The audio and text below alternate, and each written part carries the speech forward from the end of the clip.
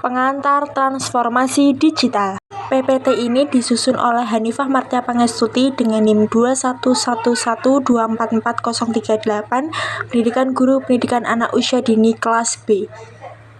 Jadi, apa itu transformasi digital?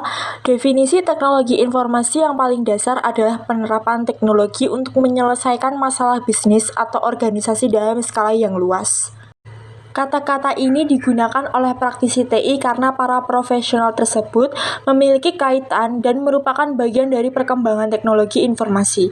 Meskipun profesional non-IT juga menggunakan kata-kata digitalisasi. Hal tersebut disebabkan karena saat ini adalah periode pertumbuhan pasar di seluruh dunia. Penjelasan yang dapat mendasarinya adalah setiap individu di dunia ingin melakukan pekerjaan mereka dalam waktu singkat dan mandiri serta mendapatkan banyak keuntungan. Oleh karena itu, para profesional non-IT yang melakukan bisnis di sektor ini bertujuan untuk memperluas perusahaan mereka dan mendapatkan keuntungan besar dalam kurun waktu yang singkat, dan mereka tahu bahwa kata-kata tersebut yakni teknologi informasi dan metode teknologi informasi. Digitalisasi merupakan metode mentransformasi atau mengubah suatu gambar kertas atau analog ke representasi digitalnya. Itulah yang dinamakan digitalisasi. Hal ini untuk mengubah non-digital menjadi digital yang dapat diakses oleh program komputer sehingga mengoptimalkan proses yang diperlukan. Sebagai contoh, proses digitalisasi adalah membaca dokumen fisik dan kemudian menyimpannya dalam bentuk dokumen digital seperti PDF, MS Word, Notepad, dan Excel pada perangkat hard drive. Kegiatan menulis catatan dalam format file Excel, proses mengubah kaset VHS analog ke CD atau DVD yang berisi data optik. Digitalisasi dan digitisasi bisa dikaitkan satu sama lain karena kedua kata agak identik, tetapi mereka adalah dua aspek terpisah yang orang dapat perhatikan untuk mencatat fakta penting. Untuk selanjutnya ada transformasi digital, adalah adopsi teknologi digital untuk mengubah layanan atau bisnis dengan mengganti proses non-digital atau manual dengan proses digital, atau mengganti teknologi digital lama dengan teknologi digital yang baru. Maka seluruh prosedur ini dikenal sebagai transformasi digital. Tujuannya untuk menyeluruh dari penggunaan metode transformasi digital ini adalah untuk meningkatkan efisiensi, efektivitas, biaya, kapasitas, kemampuan, manajemen risiko, dan keahlian di setiap sektor, serta untuk mengidentifikasi jalan baru untuk monetisation siklus transformasi. Adapun langkah-langkah transformasi digital. Yang pertama yaitu membangun bisnis proses yang baru. Transformasi digital dimulai dengan mendefinisikan ulang proses bisnis yang ada. Ini bisa mencakup seluruh operasi atau sesuatu yang sangat kecil seperti mengoptimalkan mekanisme umpan balik pelanggan. Seorang CEO mungkin akan merasa sulit untuk mengubah proses yang telah bekerja dengan baik untuk bisnis selama bertahun-tahun. Hal ini adalah masalah mendasar dengan transformasi digital yang mengharuskan mengambil keputusan untuk mengambil suatu resiko yang diperhitungkan. CEO perlu menganalisis pasar dan data internal. Yang kedua ada identifikasi teknologi utama. Meskipun ada banyak teknologi terkini dengan pertumbuhan dan adopsi yang cepat, hal ini tidak berarti bahwa perlu menerapkan semuanya dalam bisnis.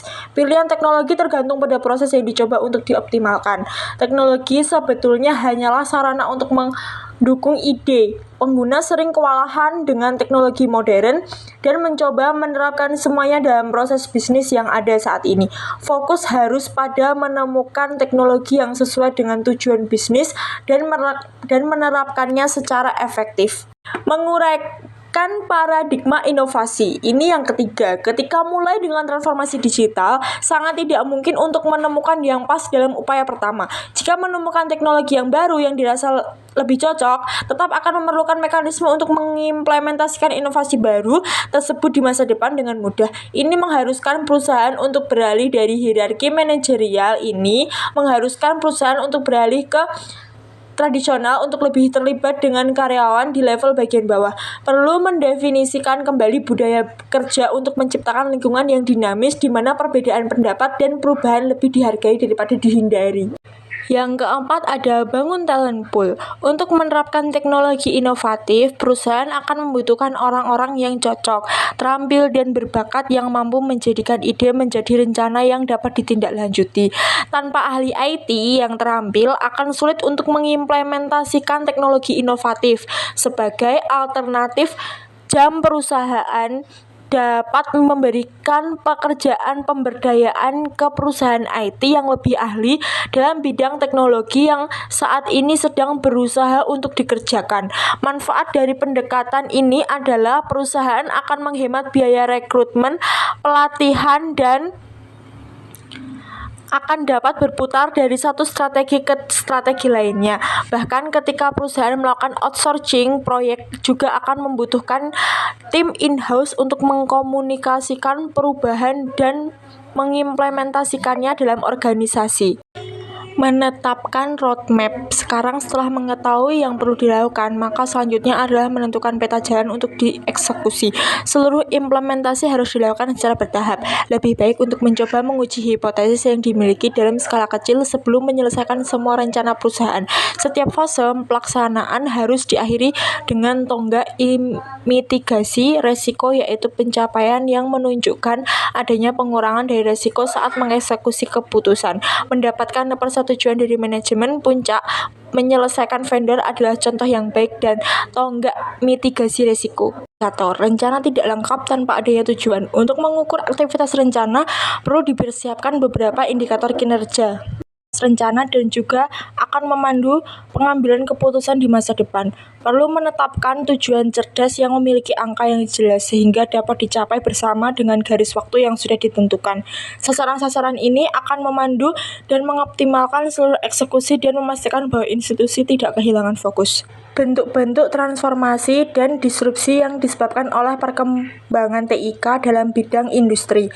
Disrupsi teknologi merupakan suatu inovasi yang secara signifikan mengubah bagaimana cara konsumen dan industri dalam berbisnis. Disrupsi teknologi menggantikan sistem atau pola yang sudah berjalan karena memiliki keunggulan tertentu. Istilah disruptif teknologi yang diciptakan oleh Profesor Harvard Business School Clayton M. Christensen dan Joseph Bauer pada artikel Disruptive Technology Sketching the Wave di jurnal Harvard Business Review yang sering digunakan dalam literatur bisnis dan teknologi untuk menggambarkan inovasi yang meningkatkan produk atau layanan dengan cara yang tidak diharapkan oleh pasar. Menjadi perusahaan digital membutuhkan perubahan yang jauh lebih besar daripada sekedar berinvestasi dalam teknologi terbaru. Hal ini membutuhkan perusahaan dalam yang pertama, ada model bisnis digital. Perusahaan perlu secara fundamental mengubah cara mengidentifikasi, mengembangkan, dan meluncurkan bisnis baru. Yang kedua, model operasi digital. Perusahaan perlu meningkatkan pendekatan yang ramping untuk fungsi inti dan pendukung. Yang ketiga, bakat dan keterampilan digital. Perusahaan perlu menarik dan mempertahankan dan mengembangkan talenta pegawai yang tepat. Yang keempat, ada metrik traksi digital. Perusahaan perlu mengadopsi metrik traksi digital yang lebih baru karena KPI tradisional tidak lagi efektif dalam bisnis digital. Transformasi digital memiliki dampak pada individu. Yang pertama, eksekutif. Transformasi ini berarti perubahan cara pandang orang-orang yang mengatur proses organisasi. Para eksekutif untuk memiliki visi dan memikirkan kembali seluruh proses pelaksanaan bisnis, mengubah segalanya mulai dari pembuatan produk hingga cara pemasaran dan layanannya. Yang kedua ada Chief Experience Officer. Seorang Chief Experience Officer adalah seorang eksekutif yang bertanggung jawab keseluruhan mengenai produk dan layanan organisasi. Transformasi digital membutuhkan perubahan tidak hanya di antara eksekutif, tapi juga di antara CXO yang merupakan perwakilan dari suatu organisasi. Transformasi digital memiliki dampak pada industri. Yang pertama, acceleration of change. Laju perubahan digital meningkat secara eksponensial sehingga sangat sulit untuk mempertahankan posisi kepemimpinan industri dan membutuhkan percepatan solusi digital baru yang dibawa ke pasar. Yang kedua, persaingan digital. Meningkatnya tekanan persaingan digital telah memaksa bisnis yang sudah lama berdiri untuk menguji kembali model mereka di jalur startup digital yang akan lahir. Yang ketiga, ada harapan pelanggan, yakni pelanggan mengharapkan pengalaman yang baik di semua titik kontak penting untuk memastikan bahwa interaksi mereka mulus dan luar biasa. Yang keempat, ada adopsi digital. Adopsi digital dari big data, otomatisasi, dan IoT mengharuskan perusahaan untuk bertransformasi sepenuhnya. Jadi, menjadi digital berarti menyatukan sejumlah komponen yang saling terkait, yang meningkatkan keterhubungan dan memberikan wawasan yang berharga. Strategi transformasi digital mengacu pada transformasi keseluruhan kegiatan organisasi yang bertujuan memanfaatkan peluang untuk mengubah teknologi digital. Untuk menjadi bisnis digital, institut membutuhkan pemimpin yang terinformasi, yang dapat membuat strategi, menggunakan bukti memimpin tim untuk bekerja, mendidik mereka untuk mendekati tantangan, menggunakan keputusan berdasarkan data, dan menciptakan siklus inovasi yang gesit dan terfokus secara konstan. Teknologi utama yang mengganggu perubahan terutama analisis data, kecerdasan buatan, robotika, komputasi cloud, blockchain, IoT, dan pemasaran digital. Sekian presentasi dari saya, kurang lebihnya mohon maaf. Wassalamualaikum warahmatullahi wabarakatuh.